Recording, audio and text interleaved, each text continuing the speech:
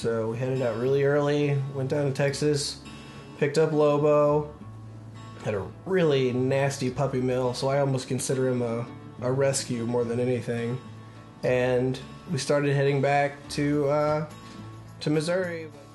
Before getting to the shelter, Friday was actually gotten in a litter of puppies by some kids, and when they brought it home, the family really couldn't end up taking care of the puppy, so they ended up having to turn it over to the ASPCA.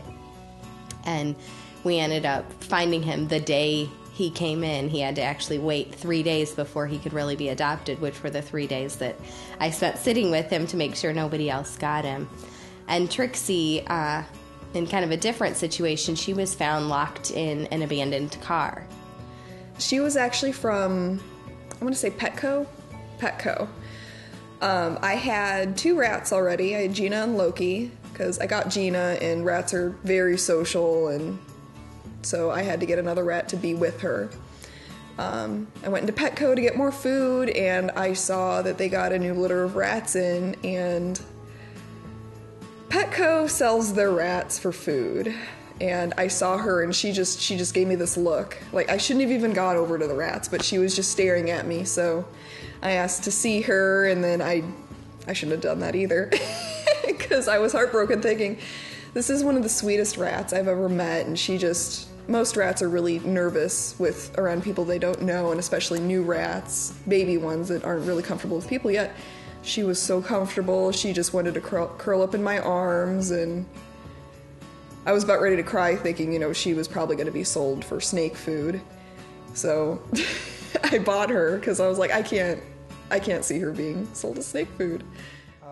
With Shadow, she really liked water when she was little, and we have a lake behind our house.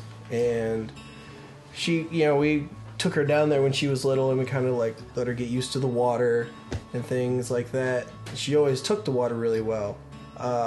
Lobo, on the other hand, whenever we got him, we kind of kept him closer to the house because he is almost full-blooded wolf, and they said that he will have more tendency to roam, and we didn't want that, so we wanted him to be, close to the house as much as possible so he knows that he's supposed to stay there.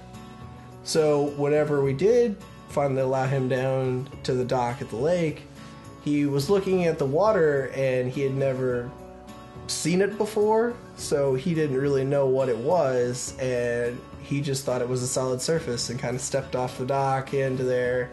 And dogs don't instinctively know how to swim very well, so he went crazy and freaked out, and we had to scoop him up and put him back on the dock, and now he loves water. But that was his water adventure. One night around 3 a.m, he ran into my parents' bedroom and was barking and carrying on. And he would usually do that if he needs to go outside, but he just kept on and woke my parents up. And sure enough, when my dad got out to, assuming let him out, he ended up seeing that there were kids in the backyard that were trying to break into the house. So my dad ended up calling the police, and they ended up coming in and getting one of the kids that was trying to break in. So it shows you that those pets really do take care of you as much as you take care of them.